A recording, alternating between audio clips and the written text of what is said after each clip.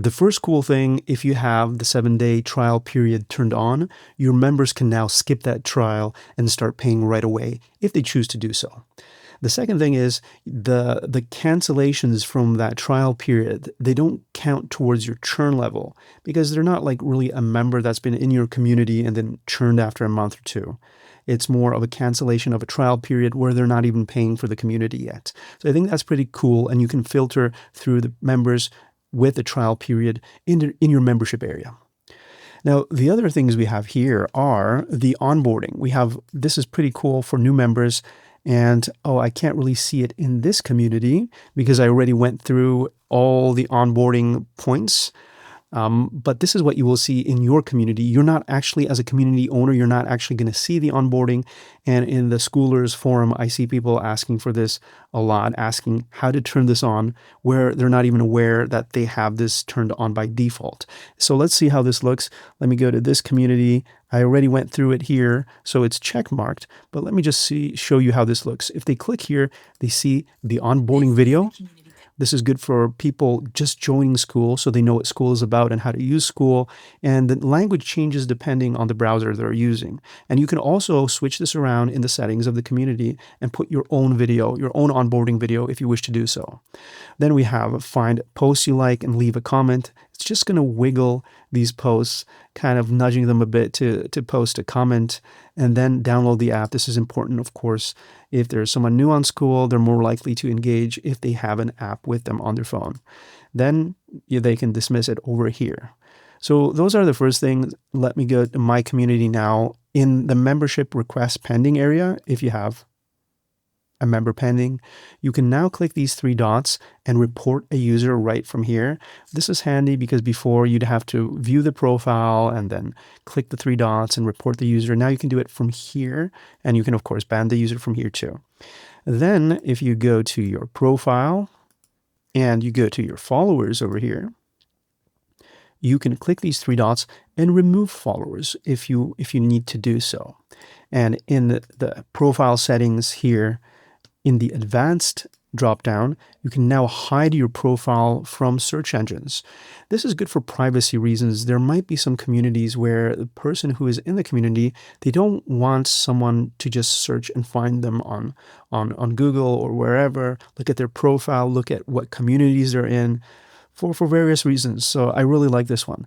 A big one here is the communities tab here, where now you can go ahead and drag and drop these, and as you see, they change here, and they also change in this drop down here. You don't have to load these communities anymore. That's another change, and you can switch them around over here too.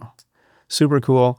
I think before we were only able to pin 5 communities or 6. Now it's up to 8, and you can also hide the community from this drop down if you don't want to see it over here.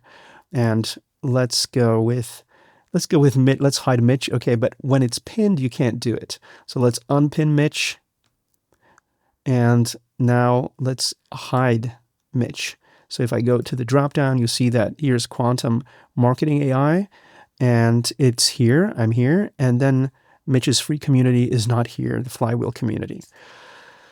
So let's unhide, because I want that community, and let's pin Mitch back. That's that. Now, the next thing is the payouts over here. You now have all the payouts in your profile from all the different communities you have in one place. That's pretty neat. And of course, you have access to the payouts from specific communities in your community settings of that specific community too. Now, in the theme, we now have the light theme as usual. Finally, the dark theme is not in beta or beta, if you prefer saying it like that. It's just normal dark. And then we have system. This is cool because this adapts to your system. Some people like to automatically set it so that their system is dark when it gets dark outside, and it's light when it gets light outside. Now your Skool theme will follow that.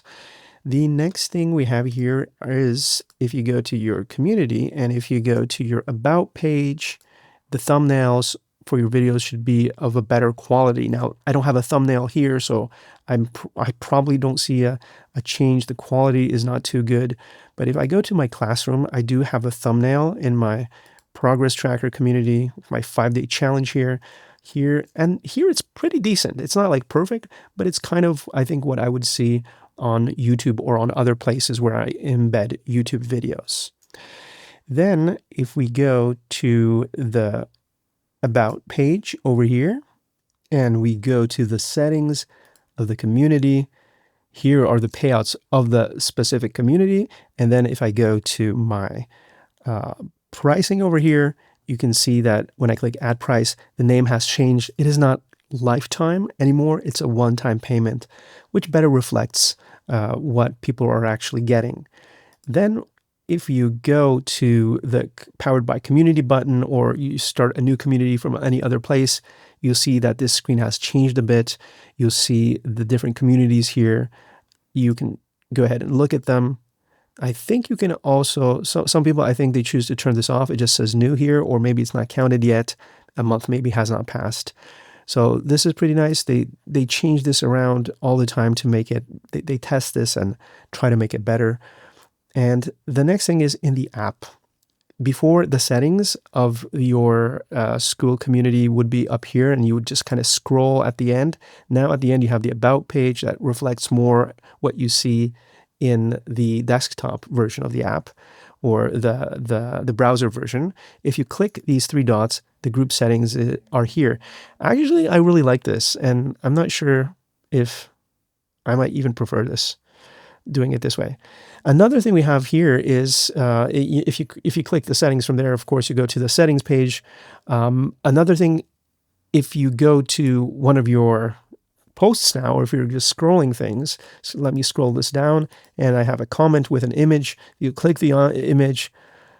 I mean, of course, this should have been there a long time ago. It hasn't been there a long time ago, but you know, schoolers and users are rejoicing because now you can zoom in on your mobile device. So that is it. Thanks for watching. If you're creating a new community, check out the 14-day free trial referral link in the description of the video. And in my community, my free community, you can go ahead without even joining the free community.